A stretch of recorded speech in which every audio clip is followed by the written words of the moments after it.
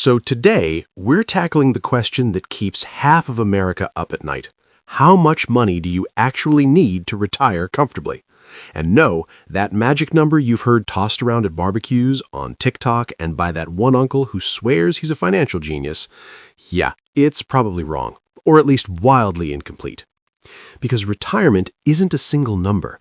It's a moving target shaped by your lifestyle, taxes, healthcare, where you live, and how long you plan to be around annoying your grandkids. One person's dream retirement is sipping margaritas on a beach. Another's is gardening, golfing, and aggressively couponing. Very different price tags. Quick disclaimer before the comments section lights up, I'm not a financial advisor. I'm just a guy who loves spreadsheets a little too much and genuinely gets excited about compound interest. Like, excited enough that my therapist has concerns. So please do your own research and talk to a professional before making big money moves. All right, let's break this down properly. You've probably heard the classic advice, you need to replace 70 to 80% of your pre-retirement income. Financial advisors love this rule. It's been around forever, like Reagan-era forever, and it still gets quoted like it's carved into stone tablets. The logic sounds reasonable on the surface. Once you retire, you're not commuting every day, you're not stress buying $8 lattes just to survive Monday meetings, and you're no longer stuffing money into your 401k because that is the paycheck now. So in theory, you should need less income. But here's where reality checks in. That rule was built for a completely different economic reality. Back then, many retirees had pensions, homes that were paid off and didn't cost seven figures, and healthcare that felt like a subscription service designed to bankrupt you. Inflation was lower, education debt was rare, and longevity risk wasn't the monster it is today. Fast forward to now, and retirees are dealing with rising healthcare costs, longer spans, which is a blessing still, market volatility, and housing expenses that never seem to disappear. So, blindly aiming for 70 to 80% can be misleading. Retirement today isn't cheaper. It's just expensive in different ways. Let's talk real numbers. According to recent data, the median household income in America is around $75,000. Using that old-school 80% rule, you'd need about $60,000 a year in retirement. Now, here comes the fun part, the math. There's this thing called the 4% rule. Basically, you can withdraw 4% of your retirement savings each year, and historically, your money should last 30 years.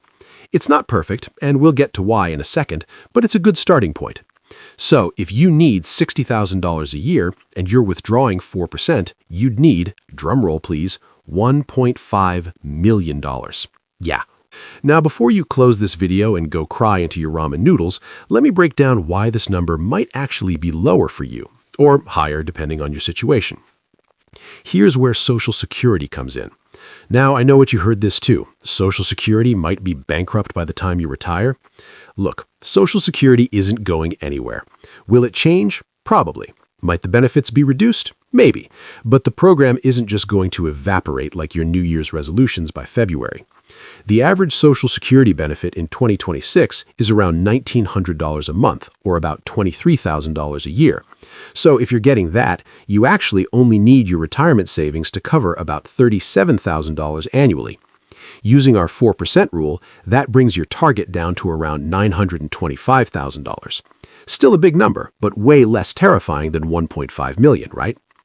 Of course, if you're making six figures now, your Social Security benefit will be higher, but it also caps out, because apparently there's a limit to how much the government thinks you deserve for paying into the system your entire working life. But I digress. Now let's talk about what actually costs money in retirement, because this is where things get interesting. And by interesting, I mean potentially expensive.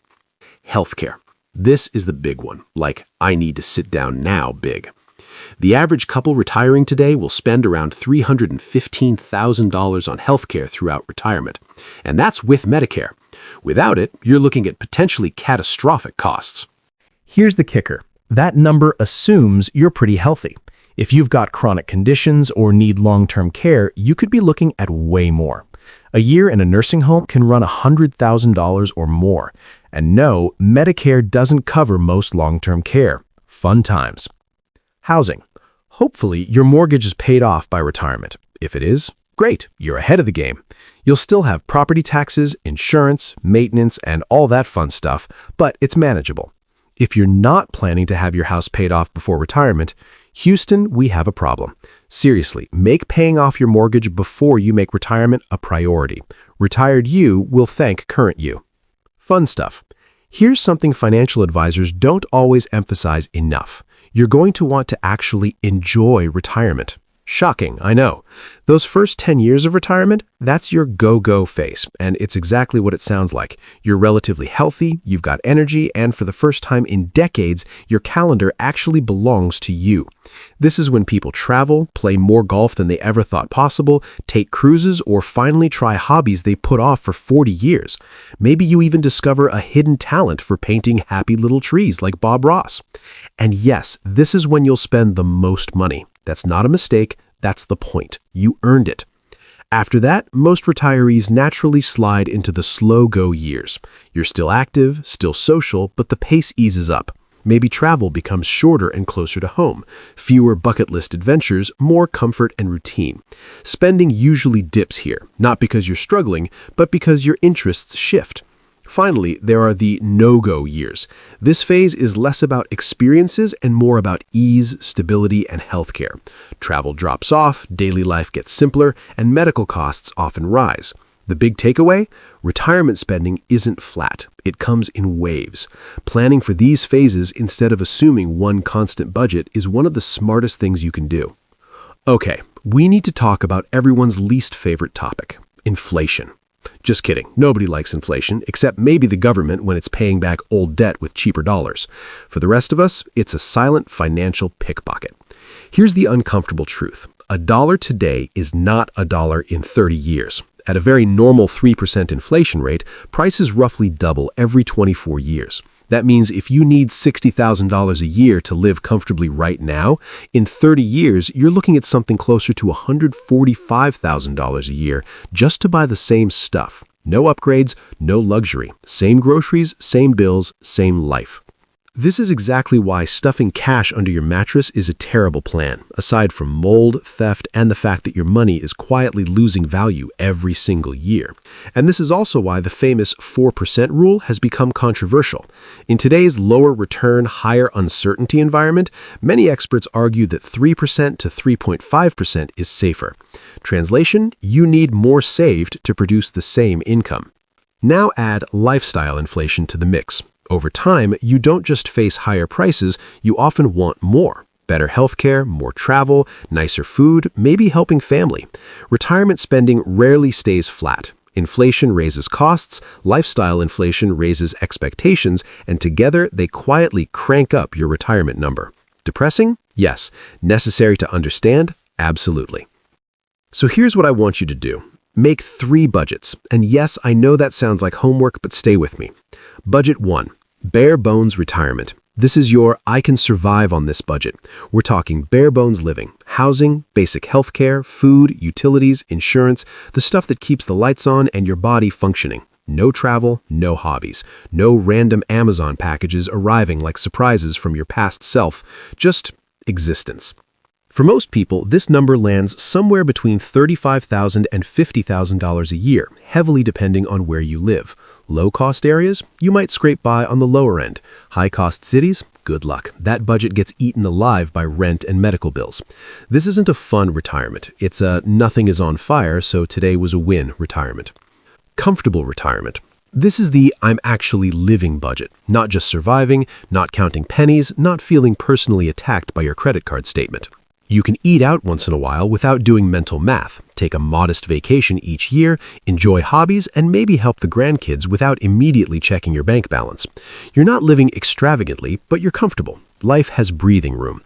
If the car needs repairs or groceries cost more this month, it's annoying, but not a crisis.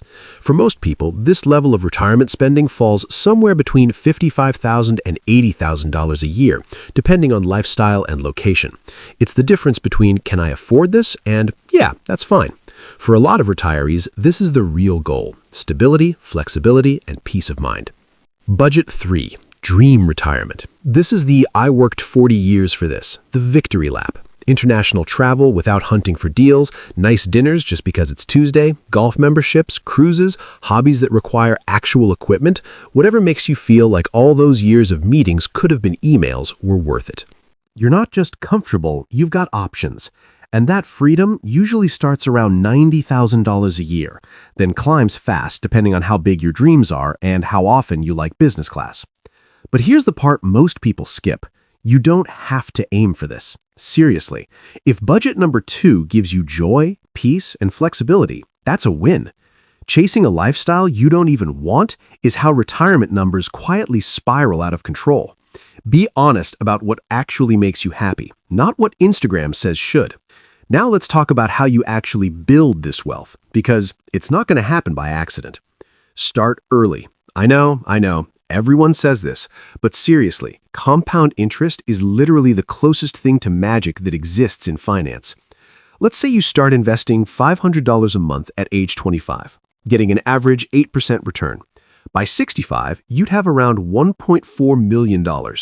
Start at 35 instead, you'd have about $590,000. Start at 45, about $230,000.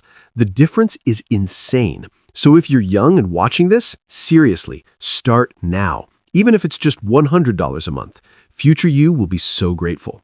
Max out those tax-advantaged accounts. 401ks, IRAs, Roth IRAs. These are your best friends. The tax benefits are enormous. In 2026, you can contribute up to $24,500 to your 401k if you're under 50, and $32,500 if you're 50 or older. For IRAs, it's $7,500 and $8,500 respectively. And if your employer offers a 401k match, that's free money. Not contributing enough to get the full match is literally leaving cash on the table. Diversify. Don't put all your eggs in one basket. Low-cost index funds are your friend. Something like a total stock market index fund gives you exposure to thousands of companies. A common split is stocks and bonds based on your age. One rule of thumb, your age should roughly equal your percentage in bonds. So if you're 30, maybe 30% bonds, 70% stocks. As you get older, you shift more conservative. The side hustle. Look, I hate hustle culture as much as the next person, but having an additional income stream can seriously accelerate your retirement savings. And here's a secret. A side hustle in your working years can become a fun money income in retirement. Consulting, freelancing, that Etsy shop you always wanted to start, these can all continue into retirement if you want them to.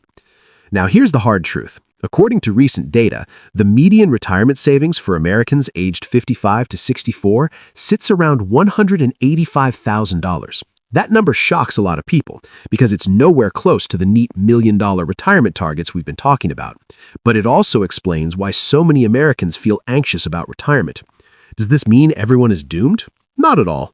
It means real life doesn't follow clean spreadsheet projections.